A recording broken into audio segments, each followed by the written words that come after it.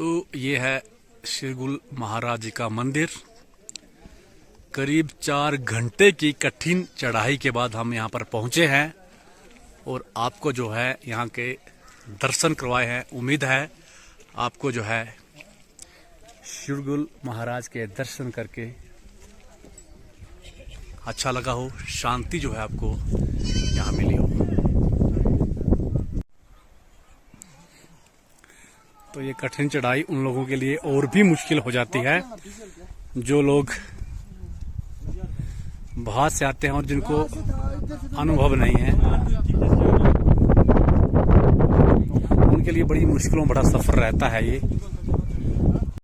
हम चूड़धार में पहुंच चुके हैं और ये देख सकते हैं आप, ये लगभग 12,000 की हाइट है और इस हाइट में ये शिरगुल महाराज का मंदिर बना है। शिरगुल महाराज जी के दर्शन करवा रहे हैं जहाँ ये शिवलिंग है। बताया जाता है कि बहुत प्राचीन शिवलिंग है।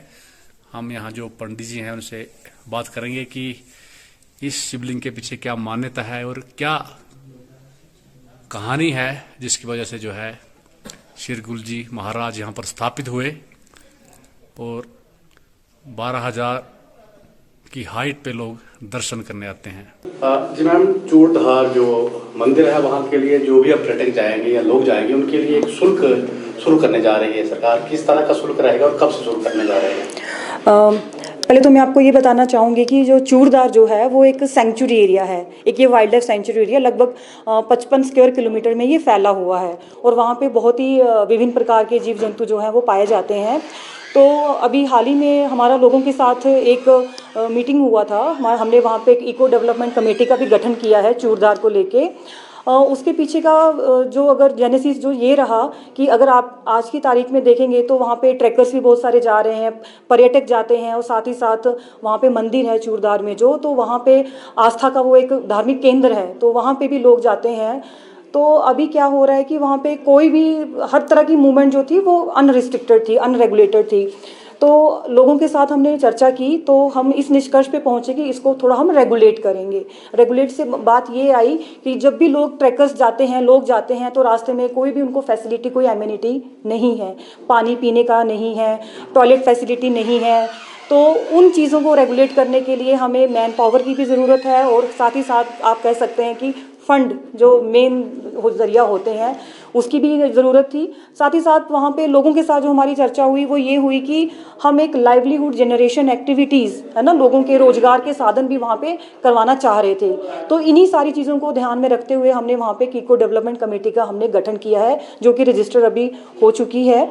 तो उसकी हम एक मीटिंग भी कर चुके हैं। तो वहीं पर हमने तय किया कि जो भी लोग जाएंगे वहाँ पर तो एक शुल्क, न्यूनतम हम कहेंगे उसको, वो हम उनसे लेंगे। और साथ ही साथ हाल ही में एक माननीय न्यायालय में भी एक मुकदमा चल रहा है Suleman versus union of India. उसमें भी माननीय अदालत द्वारा भी ये कहा गया है कि एक थोड़ा सा मतलब किसी प्रकार का एक शुल्क जो है वो लिया जाए ताकि आप उसकी मेंटेनेंस की जा सके, जिसको यूज़र चार्जेस के नाम दिया गया है। तो उसी को मद्देनज़र रखते हुए हम ये जो है अभी वहाँ पे कर रहे हैं। हमारा प्लान है 1 मई से करने का। हालांकि था कि अप्रैल में शुरू करना चाह रहे थे, बट कुछ वहाँ पे इश्यूज थे लोकल लेवल के ऊपर, तो अभी वो जो है तकरीबन सॉर्ट आउट हो गए हैं।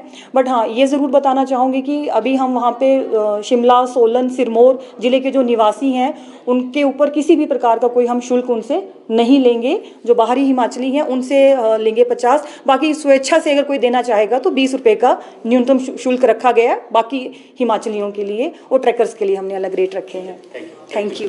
देखिए, मैं इस बात से बिल्कुल भी सहमत नहीं हूँ। मुझे लगता है कि जिस श्रद्धा से, जिस आस्था से लोग चूड़धार आते हैं उनकी आस्था को कोई ठेस नहीं पहुँचनी चाहिए और सरकार को चाहिए कि कोई अन्य व्यवस्था सरकार क्या नहीं कर सकती है। चाहे कोई भी चीज़ बनानी है, कोई भी डेवलपमेंट की चीज़ बनानी है, वो लोगों पर उसका बर्डन नहीं पड़ना चाहिए।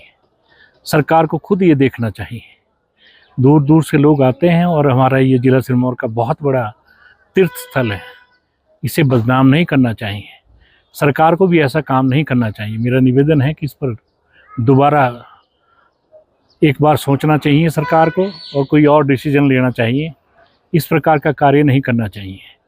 जिला सिरमौर के अंदर ये बहुत बड़ा तीर्थ स्थल है, हज़ारों की संख्या में यहाँ लोग आते हैं और बाहर से भी कम लोग आते हैं, लेकिन सिरमौर जिला के लोग मैक्सिमम जाते हैं। उन पर ये बर्डन नहीं पड़ना चाहिए, मेरा ये मानना है। देखिए, सरकार का जो ये फैसला है, जिस उद्देश्य से सरकार ने किया है, कुछ हद तक फैसला तो ये बिल्कुल उचित है, लेकिन जो आमतौर पर जो श्रद्धालु है वो उसका विरोध कर रहे हैं, क्योंकि ऐसा पहली मर्तबा हो रहा है कि चूड़धार यात्रा पर जो है शुल्क लिया जा रहा है।